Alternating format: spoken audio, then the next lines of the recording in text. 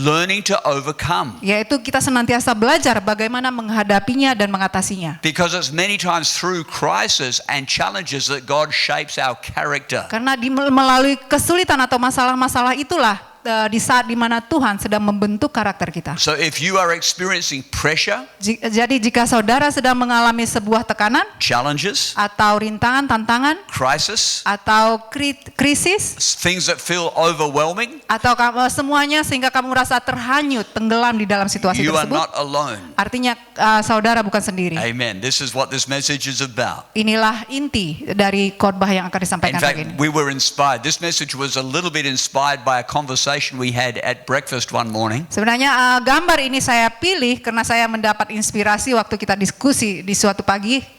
And we were talking about the different ways people respond in crisis. Dan kita berdiskusi, berbicara tentang bagaimana orang-orang berbeda saat mereka bertahan menghadapi masalah. I'm not going to share with you the confessions that were made at the breakfast table that morning. Saya tidak akan bocorkan kepada Anda rahasia bagaimana orang menghadapi masalahnya masing-masing di dalam pembicaraan kami itu. But it's funny, if we look at human nature, people respond to challenges in different ways. Tetapi sangat menariknya adalah bahwa setiap orang menghadapi atau meresponi permasalahan itu dengan caranya berbeda-beda. In the story we're going to read this morning, Di dalam sebuah kisah yang akan kita baca dari firman Tuhan pagi ini, you can see this guy's going through a crisis right there. mungkin kita lihat bahwa pria ini sedang menghadapi tekanan atau krisis ya. That's his way of handling the crisis. Itulah bagaimana caranya dia menghadapi atau menangani masalahnya. Maybe some of you can relate to this. Mungkin ada di antara kita yang merasa kena dengan situasi seperti All ini. right, I hope that's not you, right? Saya berharap Bapak ini bukan seperti saudara ya. Just in case you're thinking that only Westerners have this kind of struggle with how to cope with crisis. Mungkin kita berpikir hanya orang Barat saja yang menghadapi masalahnya, handle-nya dengan cara seperti ini. Sometimes Asian people have trouble as well. Dan kadang-kadang orang Asia juga menghadapi masalah atau tekanan. But some of you are thinking, oh, only men have struggles with this. Kadang-kadang juga kita berpikir bahwa hanya pria saja yang bergumul tentang sebuah masalah Well, we've tertentu. got living proof that that's not true. Kita memang punya ada contoh saksi bukti hidup, tetapi tidak sepenuhnya benar. Okay, so even Bible heroes Bahkan pahlawan-pahlawan di dalam Alkitab, struggled to cope with crisis. mereka bergumul dalam menghadapi masalah-masalah mereka. And we're going to look at Jacob. Dan kita akan lihat kisah hidup Yakub, He had crisis after crisis. di mana Yakub mengalami berbagai macam permasalahan dari satu masalah ke masalah lain. His way of coping with the crisis was very common. Dan caranya meresponi masalah itu adalah sebenarnya umum, He would run. yaitu dia menghindarinya, melarikan diri. He would always run from the problem. Yaitu dia selalu menghindari masalah-masalahnya. He would move house. Yaitu contohnya sampai dia pindah rumah tempat tinggal, He would go to a different country. atau dia lari ke negara He lain. would run from people. Bahkan lari dari orang-orang yang punya masalah dengan dia. He would make a mess and then he would just leave town. Dia membuat sesuatu menjadi kacau balau dan akhirnya dia memilih untuk meninggalkan tempat itu. And that was his pattern of living. Dan itulah pola hidup Yakub di dalam respon hidup. When things were not going his way, Saat segala sesuatu tidak berjalan sesuai dengan apa yang dia pikirkan, he would try to manipulate the situation. dan dia selalu berusaha bagaimana untuk memperdayai atau memanipulasi situasi. He did not have a close relationship with God, Yaitu pada saat dia belum mempunyai hubungan yang dekat dengan Tuhan. but he thought he was clever. Tetapi dia pikir dia itu adalah orang yang cerdik. He would lie, he would scheme, Dia mau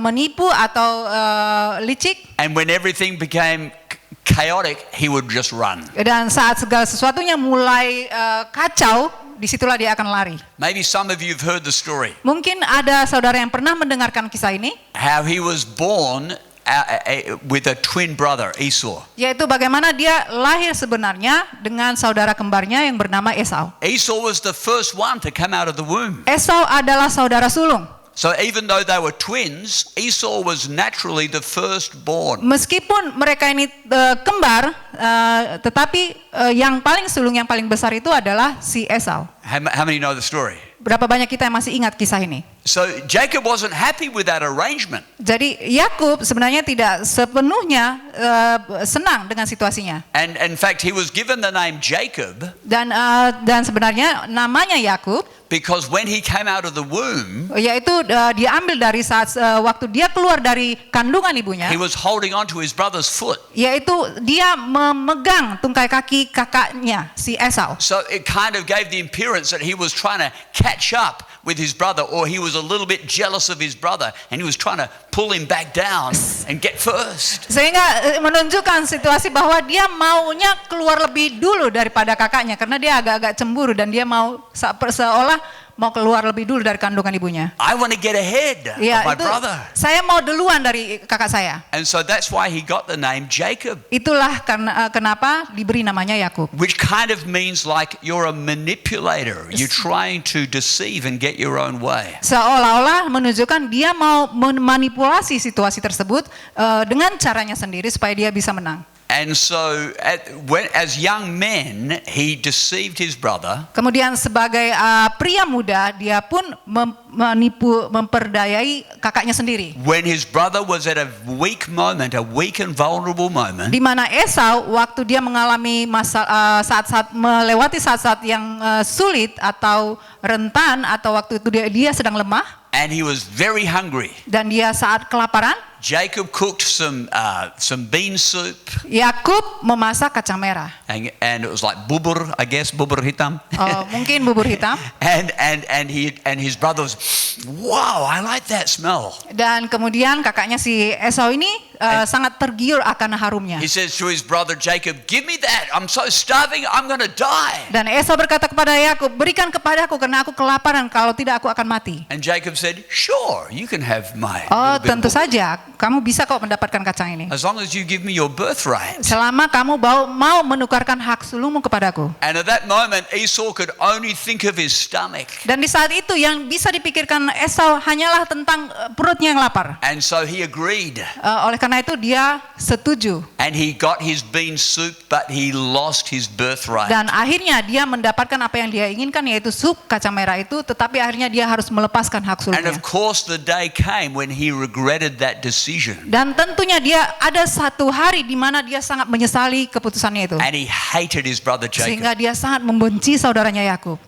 The time came when their father was getting old. Suatu saat tibalah bahwa saat ayahnya mulai menjadi tua And he wanted to give his blessing to his children. dan saat ia mau memberikan berkat kepada keturunannya. But he was getting blind. Tetapi saat itu ayahnya sedang buta. So he called, knowing that Esau was his firstborn, he called Esau to come to the tent for the blessing. Dan dia memanggil anaknya yang dia pikir adalah anak sulungnya yang akan datang untuk mendapatkan berkatnya, yaitu Esau. But if you know the story, Jacob came instead. Tetapi jika saudara mengetahui kisahnya, yang sebenarnya adalah si Yakub inilah yang datang sebagai ganti dari si Esau. He's still chasing his brother's blessing. Dia masih tetap mau mengejar berkat yang harusnya turun buat Esau. And so he comes into the tent because his father can't see. He pretends he's Esau. Dan akhirnya mendekatlah Yakub ini kepada kemah ayahnya dan dia mencoba menyamar menjadi Esau. And finally, Isaac agrees and gives Jacob the blessing that really should have been given to Esau. Akhirnya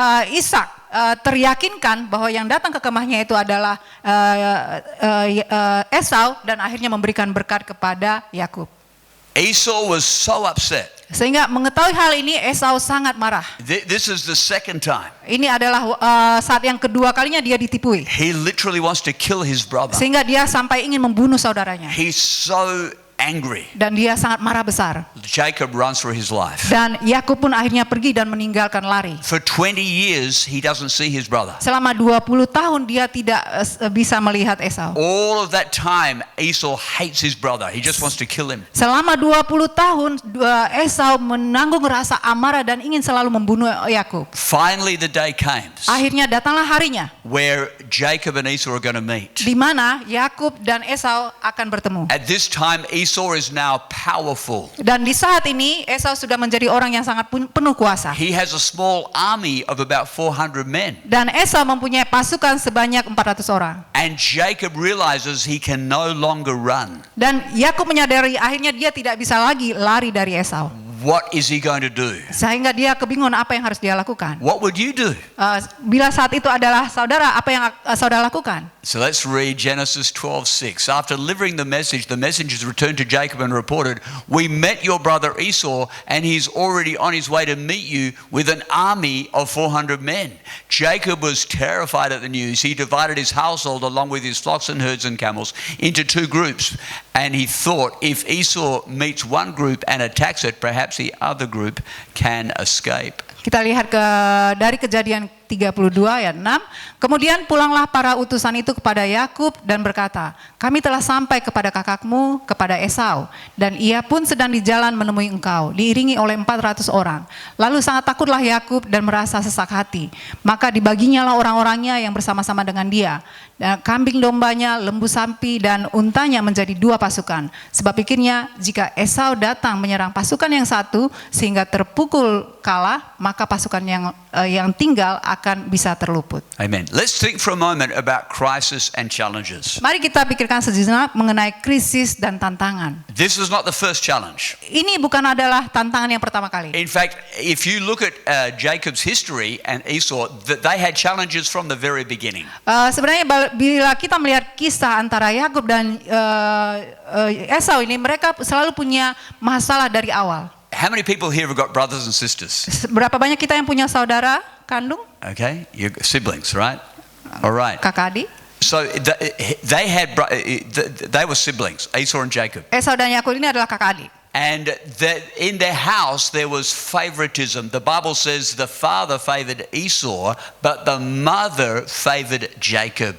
Dan di dalam kisah ini kita bisa melihat ada pilih kasih atau lebih sayang satu yang lain, yang mana ayahnya lebih menyayangi Esau, sementara ibunya Rebeka lebih menyayangi Yakub daripada Esau. This is a familiar problem. Ini adalah masalah yang sangat kerap kali kita temukan. This creates tension in the house. Sehingga ini menimbulkan tegangan di dalam rumah itu. This was part of the problem. Dan ini adalah menjadi bagian dari permasalahan Now you mereka. don't have to raise your hand this morning and say, "Yes, me too." Tidak perlu angkat tangan jika itu juga kamu menghadapi dia di dalam rumah kamu. But we know this is not the only household that ever experienced this. Tetapi kita tahu bahwa ini bukan adalah gambaran keluarga yang satu-satunya kita lihat yang mengalami permasalahan. It created an atmosphere of competition and conflict. Sehingga ini menimbulkan suasana ada saling bersaing dan ada percekcokan. To the point when Isaac was wanting to bless Esau, Di mana sampai suatu titik saat Ishak memberkati Esau, when his wife heard about that, she thought, "No, I want my little Jacob to get the blessing." dan Rebeka pun istrinya mendengarkan rencana Ishak memberkati Esau, akhirnya dia berpikir, tidak, saya mau buat Yakub supaya dapat berkat oleh Esau dari Ishak. She joined and schemed in the rebellion and the plot with Jacob to steal his brother's blessing. Dan Mom helped out. Rebeka pun menjadi tergabung bagaimana di dalam plot itu untuk mencuri hak kesulungan itu. So you've got a broken home. Jadi ini adalah sebenarnya gambaran rumah tangga yang hancur. Mum and dad live together, but there's not harmony. Bapak dan ibu, istri dan suami tinggal di dalam satu atap rumah, tetapi mereka tidak hidup akur. Once again, you don't have to raise your hand this morning. Tidak perlu angkat tangan jika kamu mengalami masalah yang sama. But this is a common problem. Tetapi ini adalah masalah yang umum kita temukan. Because mankind has a sinful nature. Karena pada dasarnya manusia itu punya sifat bawaan dari dosa. We experience conflict, we experience challenge and competition. Kita mengalami percekcokan atau persaingan ataupun tantangan atau rintangan. And we respond in different ways. Dan kita menghadapinya dengan cara yang And I berbeda-beda. want you to think with me about the different coping mechanisms. Selanjutnya kita akan membahas mengenai bagaimana cara kita menghadapi masalah dengan cara yang berbeda-beda. Jacob's coping mechanism was to run. Yakub caranya menghadapi masalahnya adalah dengan menghindar. Some people love to run. Beberapa kita juga suka menghindari masalah. But maybe it's not physically, Bukan lari secara fisik, but maybe they give their life to something else to distract them from their problem. tetapi mereka malah lari ke masalah yang lain untuk mengalihkan dari masalah yang sesungguhnya. How many know drug addiction is running from problems? Berapa banyak yang kita tahu bahwa sebenarnya akar masalah dari ketergantungan obat-obatan adalah sebenarnya melarikan dari masalah. Amen. Alcoholism, drinking. Begitu juga dengan minum-minuman atau Amen. alkohol. People drink to escape their problems. Mereka biasanya minum karena mereka mau menghindari masalahnya. People get involved in gambling. Atau orang-orang yang terlibat dalam penjudian. Many addictive habits are because people are running from the pressure. They're trying to find an escape. Biasanya banyak kegiatan atau ketagihan itu karena mereka mau mencari pelarian diri. Amen. Sometimes people will eat comfort food. Kadang-kadang orang memilih pelariannya dengan memilih makanan yang enak. Have you ever heard that term comfort food? There's certain foods that make you feel comfortable. Atau makanan yang membuatmu merasa nyaman atau merasa sehat dengan caramu sendiri. Can you relate to that thought? And usually it's not sayur-sayuran, right? Tidak selamanya selalu karena memilih sayur-sayuran itu adalah makanan yang sehat. Right. Sometimes it's chocolate. Kadang-kadang orang memilih hanya makanan coklat Maybe sebagai it's pelarian gorengan for you. atau gorengan sebagai Every time you're pelampiasan. stressed, you're down at the gerobak gorengan. Artinya setiap kali kamu stres, kamu akan lari mencari gerobak All gorengan. those who know you and love you say, "Oh, you're stressed again, huh? You're down the gerobak gorengan." Sehingga orang akan mengenalimu dan melihatmu, oh kamu lagi sedang stres ya, makanya kamu sedang mencari gorengan. Other people, they react the other way. They stop eating when they're stressed. Atau ada lagi orang lain yang meresponi dengan berbeda. Bahkan ada orang yang tidak makan saat menghadapi masalah. But now we have the great escape. Tetapi sekarang kita punya tempat pelarian yang luar biasa. Praise the Lord. Puji Tuhan. Yeah. Yaitu HP. We can just instantly be online. Kita bisa langsung terhubung secara online dengan siapapun. Sosmed. Yaitu lari ke sosmed. The solution to all our problems. Just Yeah. escape into this for a while. Kita hanya lari ke HP, ke sosmed ini untuk menghindari dari masalah You know, kita sejenak. I was reading statistics that these days many young people are spending 5 to 6 hours a day on social media and other internet gaming. Yang saya pelajari dari statistik bahwa sekarang ini anak-anak muda menghabiskan waktunya 5 sampai 6 jam untuk di HP atau di sosmed. But they're escaping their problems. Tetapi sebenarnya mereka sedang menghindari masalah mereka. And so because they're developing this habit, they are getting weaker at actually facing and processing their problems. Tetapi karena mereka semakin terbiasa menghindari masalah dengan melihat HP, sebenarnya akhirnya ini memperlemah mereka dalam menghadapi masalah sesungguhnya. They don't know how to process their relationship struggles. Sehingga mereka tidak tahu lagi bagaimana cara menghadapi masalah hubungan-hubungan mereka. Because now their main relationship is with this. Karena sekarang hubungan mereka yang paling penting itu adalah dengan HP. Can you imagine if you had a prayer life of 5 to 6 hours a day? Bisa bayangkan, coba waktu 5-6 jam itu bukan melihat HP tapi menghabiskan waktunya dengan berdoa. Oh, but Pastor, I don't have time to pray. Tetapi biasanya kita mencari alasan, Pastor saya nggak sempat berdoa I'm too busy. karena saya terlalu sibuk. How many hours do we spend on this? Tetapi coba ingat, berapa banyak kita habiskan waktu kita untuk melihat HP? There are other escape mechanisms. Ada juga cara lain menghindari masalah. The Bible tells us in Mark about the demon-possessed man, tormented by demons. Dan kita bisa melihat sebuah kisah di Markus 5 di mana ada orang yang sedang kerasukan setan. That because of that he would scream and cry out. Karena dia kerasukan setan, dia senantiasa menjerit-jerit dan berteriak-teriak. He was tormented in his mind. Dan dia disiksa dalam pemikirannya. And the Bible says something interesting. He would cut himself with sharp stones. Dan Alkitab berkata bagaimana dia menghadapi masalahnya itu, yaitu dia menyayat-nyayat dirinya sendiri dengan batu yang tajam. Today we call that self-harm. People will cut themselves. Dan sekarang kita mengenalnya dengan istilah melukai diri sendiri untuk menghadapi Or masalah. go to extremes of piercing their body. Atau bagaimana menindik telinganya dengan secara luar biasa hebat. I'm not talking about a woman having, one pierced ear. I'm talking about multiple piercings. Saya tidak menyinggung tentang seorang wanita yang ditindik cuma satu titik saja. Saya berbicara tentang ada banyak orang yang menindik banyak tempat di telinganya. Or people, becoming addicted to tattooing. Atau ada orang yang jadi ketagihan atau kecanduan di dalam membuat tato di dalam tubuhnya. There is now that phenomenon when people become addicted and they tattoo their whole bodies. Dan ada orang yang sangat kecanduan untuk mau mentato seluruh tubuhnya. To the point where they enjoy the feeling of pain. Karena mereka sangat menikmati rasa sakit saat waktu ditato. Because it takes their mind off their own pain, their personal pain inside. Karena dengan cara demikian sebenarnya orang tersebut dialihkan pikirannya dari masalah sesungguhnya kepada sakit yang dialami saat dia ditato.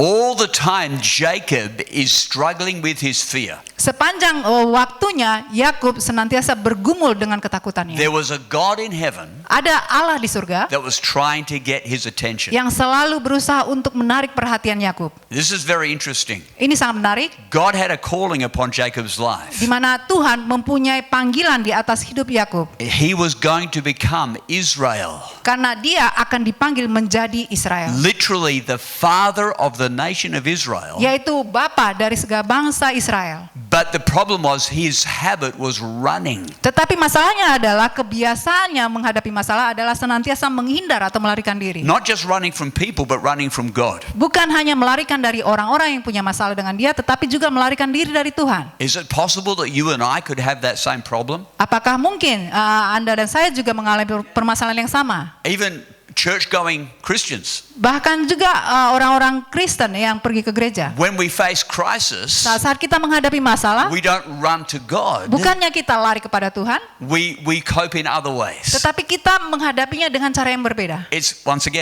social media. Dan sekali lagi kita biasanya mencari mengatasinya dengan menghibur diri lewat sosmed. We find great comfort in talking about our problems with all our friends. Dan kita merasa senang sekali saat kita curhat mengenai masalah kita kepada teman-teman kita. But we haven't brought it to God. Tetapi kita sebenarnya tidak curhat kepada Tuhan. And we have a prayer room here. Padahal kita juga ada sebuah tempat ruang untuk berdoa. There's a poster on the prayer room. Dan ada poster ditempelkan di ruangan itu. And the poster is a challenge. It says, "Have you prayed about it?" Poster itu sebenarnya tantangan untuk menanyakan apakah kamu sudah mendoakan tentang masalahmu itu. Sometimes we'll tell everybody else about what's happening, but we haven't told God. Kadang-kadang kita menceritakan ke semua orang masalah kita, tetapi kita lupa menceritakannya kepada Tuhan. This was Jacob's problem. Inilah permasalahan dari Yakub. He was always depending upon the flesh. Dia selalu menggantungkan keinginannya terhadap tubuh atau jasmaninya. Amen. When people have problems, they become expert at blaming other people. Sehingga waktu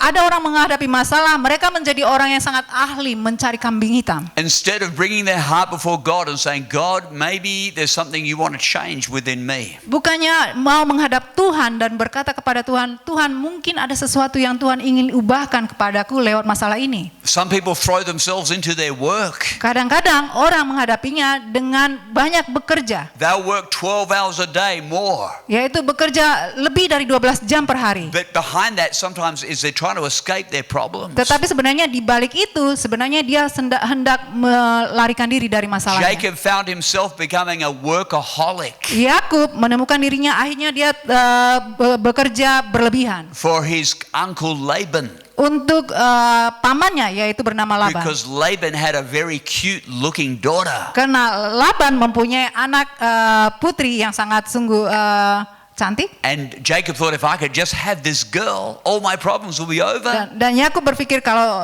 aku bisa menikahi gadis cantik ini, maka semua masalahku akan beres. But if you read the story, it did not solve his problems. Tetapi jika kita melihat kisahnya, bukannya itu memecahkan segala masalahnya. He worked 14 years for that girl. Dan dia harus bekerja selama 14 tahun untuk bisa memenangkan wanita itu. Is that a kind of mahar or bliss? Is that that's pretty full on. 14 years. Woo! Bayangkan dia harus bekerja 14 tahun untuk sanggup membeli mahar untuk menebus But wanita ini. it didn't solve his problems. Tetapi bukan memecahkan masalahnya. Jesus taught us a different way. Tetapi Yesus mengajarkan cara yang berbeda. And finally, we read Jacob came to God. Dan akhirnya kita akan membaca bagaimana akhirnya Yakub datang kepada Tuhan. He finally realized there was nowhere else to run. Dia akhirnya menyadari bahwa tidak ada lagi tempat pelarian yang sebenarnya baik selain daripada Think Tuhan. of this. Jacob's got his whole family. He's got multiple wives. He's got multiple children. Coba bayangkan bahwa Yakub mempunyai keluarga yang besar. Ada ada 2 istri dengan keturunannya yang banyak. There's only so fast you can move when you've got multiple wives and multiple children. Dan- It slows you down. Kita tahu bahwa jika kita mempunyai keluarga anggotanya banyak akan sangat memperlambat waktu kita menuju sesuatu tempat. Esau's got an army of 400 men. Sementara Esau mempunyai pasukan 400 orang. And there's nowhere Jacob can run. Sehingga si Yakub ini tidak bisa lagi lari dari si Esau. So finally, he comes to God.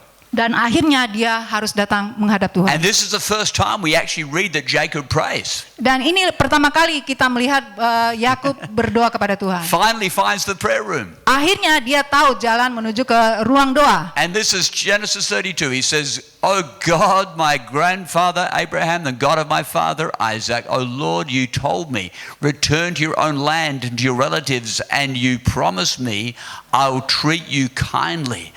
Oh Lord, please rescue me from the hand of my brother Esau. I'm afraid that he's coming back to attack me along with my wives and children." Dan inilah isi doa dari Yakub. Kemudian berkatalah Yakub, "Ya Allah nenekku Abraham dan Allah ayahku Ishak, ya Tuhan yang telah berfirman kepadaku, pulanglah ke negerimu serta kepada sanak saudaramu dan aku akan berbuat baik kepadamu.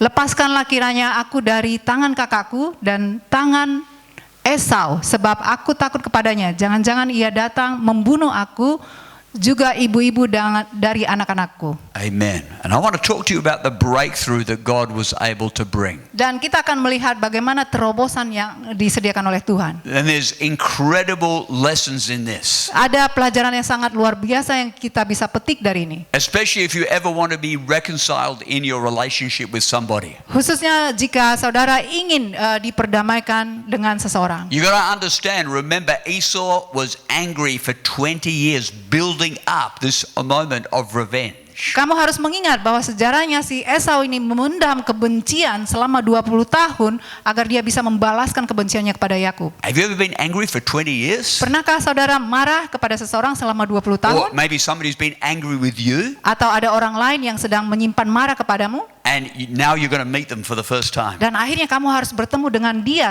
pertama kalinya. Can you imagine the stress Coba of bayangkan this? bagaimana tekanan yang dialami Yakub saat mau bertemu dengan Esau. So Jacob prays Sehingga oleh karena itu Yakub pun berdoa. and then he starts the journey. Dan dia pun mau melakukan perjalanan untuk bertemu Esau. Esau's coming the other way. Dan Esau pun datang menemuinya. Jacob's organized a flock of sheep and a whole lot of cattle to go ahead as a gift to Esau. Yakub sudah mengatur semua ternak-ternaknya, dombanya, sapinya untuk pergi duluan sebagai persembahan kepada Esau.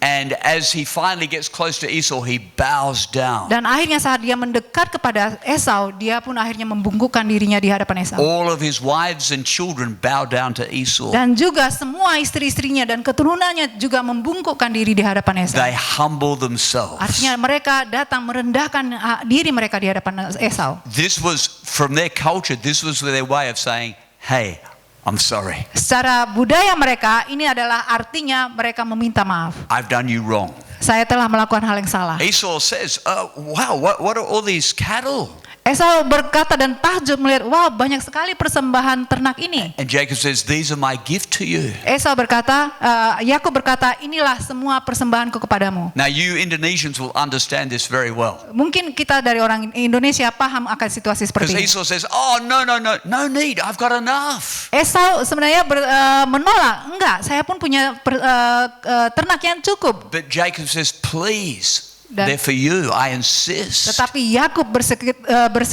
bersikeras membilang, terimalah ini persembahan dariku. And eventually Esau receives the gift. Dan akhirnya Esau pun menerima persembahan dari Yakub. And they embrace, they kiss each other. Dan akhirnya mereka berdamai dan berangkulan satu sama lain. 20 years of hatred 20 tahun kebencian yang dipendam and fear, dan ketakutan, murder in Esau's heart, yaitu membunuh hati Esau, is dissolved akhirnya dihancurkan through one act of humility and one apology. melalui satu perbuatan yang merendahkan hati dan permintaan maaf. It's amazing. Ini adalah hal yang luar biasa. Could it be that God heard Jacob's prayer?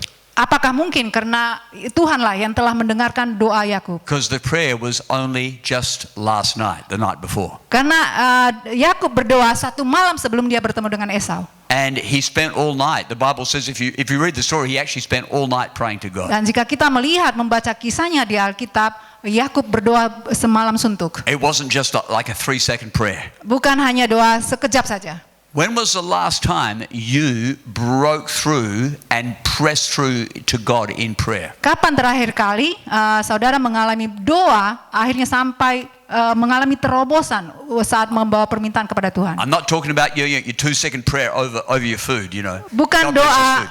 doa 2 detik saat kita mau makan saja, bukan doa yang seperti itu panjangnya, Your standard routine prayer. yaitu kamu doa secara rutin.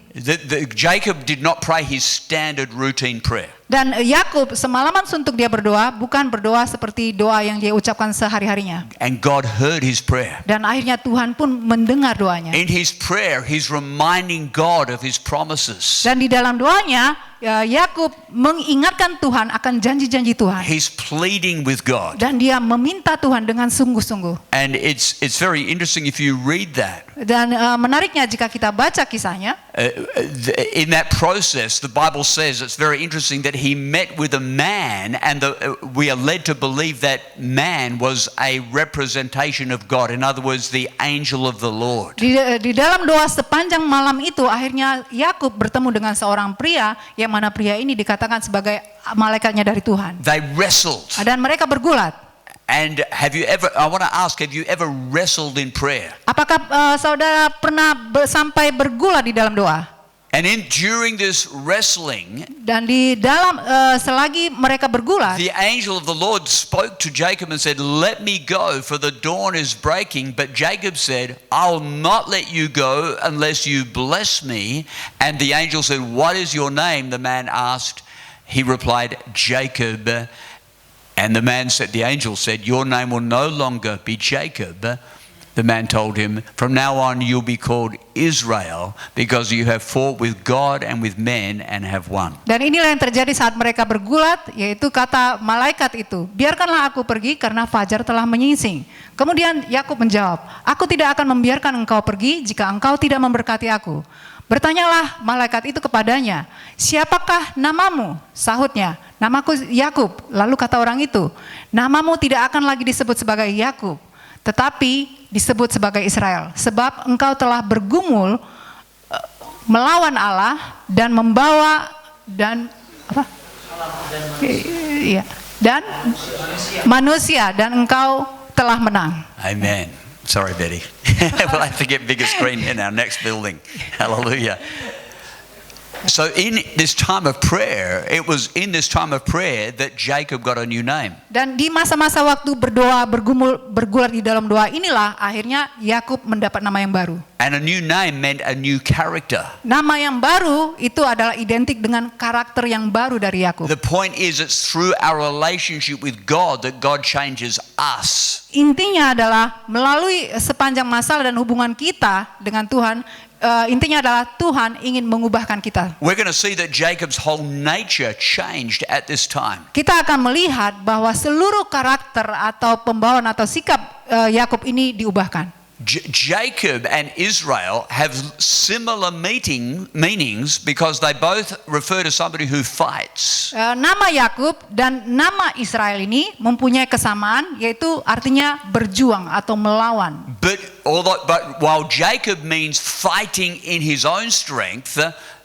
Israel means fighting and breaking through with God. Tetapi nama Yakub artinya adalah berjuang dengan mengandalkan kekuatan sendiri, sementara nama Israel artinya berjuang dengan mengandalkan Tuhan. And at that time, something was changed and something was birthed in Jacob's heart. Dan di saat waktu bergulat itu, ada sesuatu yang dilahirkan di hatinya Yakub. Is it possible that's what God wants to do with you and me? Apakah mungkin sebenarnya itu juga yang sedang Tuhan ingin kerjakan kepadamu dan juga kepada And saya? sometimes God uses the pain and the challenges of life to bring about this transformation. Kadang-kadang Tuhan memanfaatkan, menggunakan rasa sakit itu dan tantangan itu untuk akhirnya bisa mengubahkan kita sendiri. The first breakthrough was reconciliation with his brother. Terobosan yang pertama yang dialami Yakub adalah dia diperdamaikan dengan kakaknya Esau. But listen to this. Tetapi dengarkan ini. There was another dimension God gave Jacob. Ada dimensi lain yang diberikan Tuhan kepada Yakub. He gave him a wisdom to process the ongoing relationship. Yaitu Tuhan memberikan hikmat kepada Yakub untuk dia menanggapi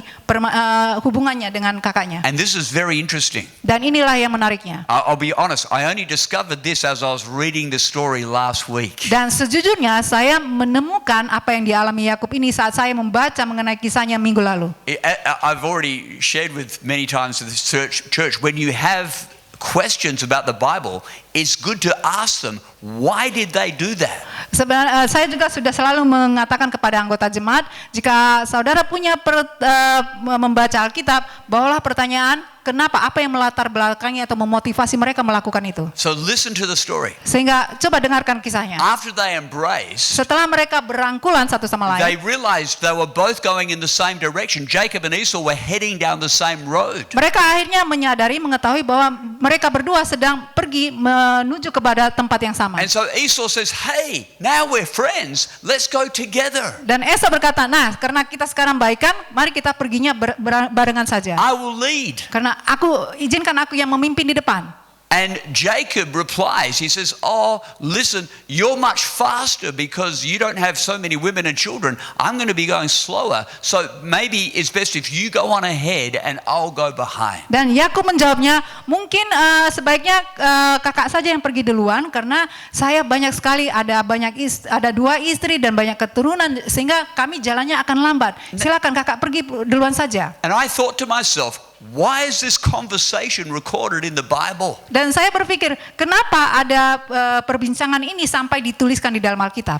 Then the next thing Esau says, he says, oh, well, listen, I've got 400 soldiers. Let me give you a security detail. Let me give you your own little troop that they can protect you. Dan akhirnya saat Esau mendengarkan itu, dia langsung menawarkan lagi. Coba, saya punya 400 orang pengawal dan saya pastikan kamu akan bisa bergerak selamat sehingga kamu tetap bisa mengikuti aku dari belakang. But once again, Jacob says, thank you so much, but that's okay. God has kept me safe this far.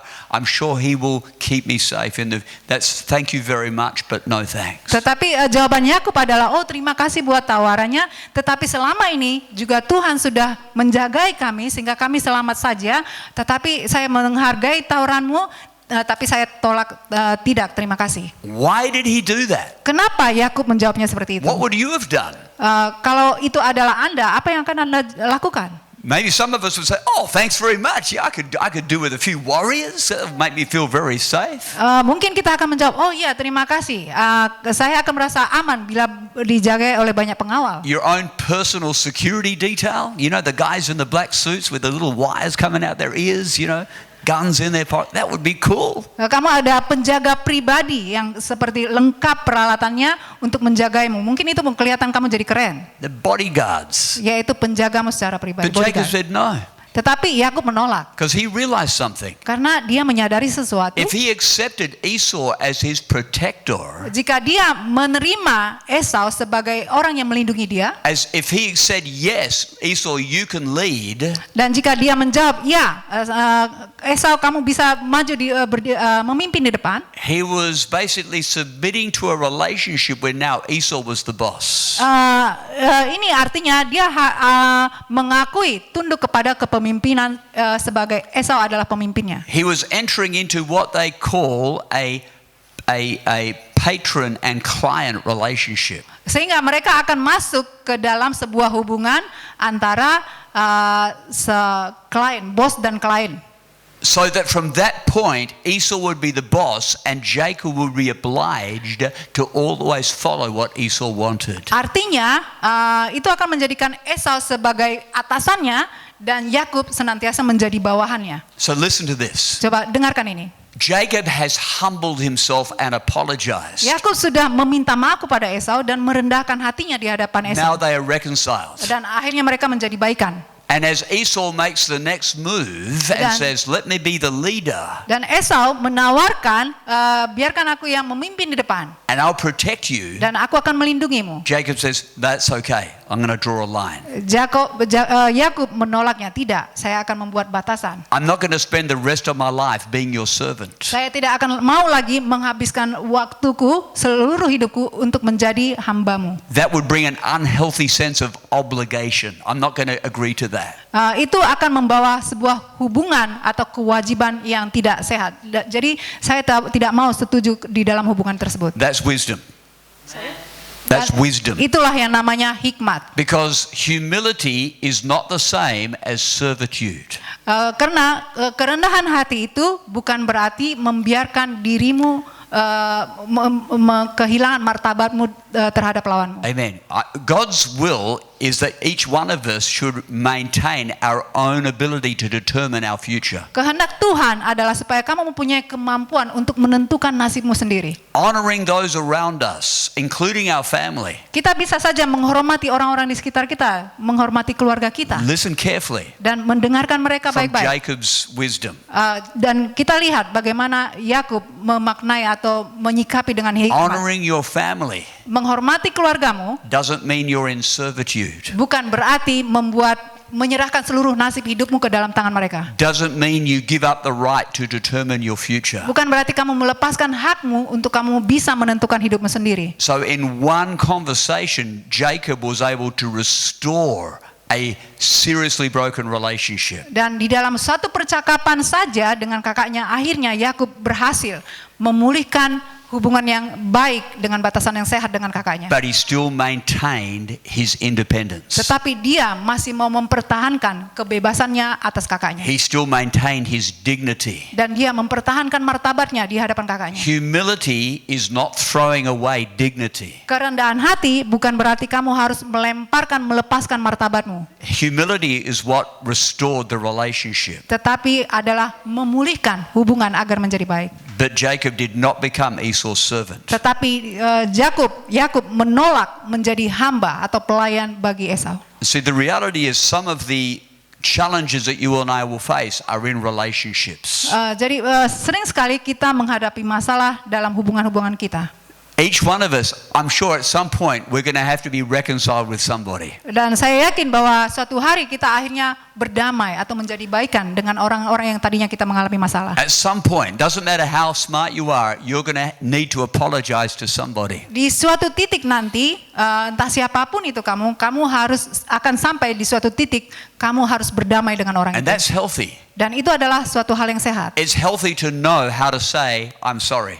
Sehat sekali rasanya untuk kita bisa berkata, saya minta maaf. It's part of a balanced personality. Karena itu adalah merupakan keseimbangan di dalam kepribadian atau karakter If kita. the word sorry is not in your vocabulary, Jika kata minta maaf tidak ada di dalam perbendaharaan kata di dalam diri kamu. if you can never admit that you've made a mistake, Jika kamu tidak pernah mau mengakui bahwa kamu pernah melakukan kesalahan, that's not strength. itu bukanlah kekuatan. That's weakness. Itu adalah kelemahan. It's not a healthy, balanced personality. Dan itu bukanlah sebuah kepribadian yang sehat. Amen. Jacob got a new name Yakub akhirnya mendapat nama yang baru because he humbled himself with God. karena dia telah merendahkan hatinya di hadapan Tuhan, He was given a wisdom that made him a conqueror. yang telah memberikan kepadanya hikmat yang akhirnya membuat dia seorang penakluk. Amen. So in the crisis of life, Sehingga di dalam krisis-krisis atau masalah dalam hidup, we don't have to be overwhelmed. kita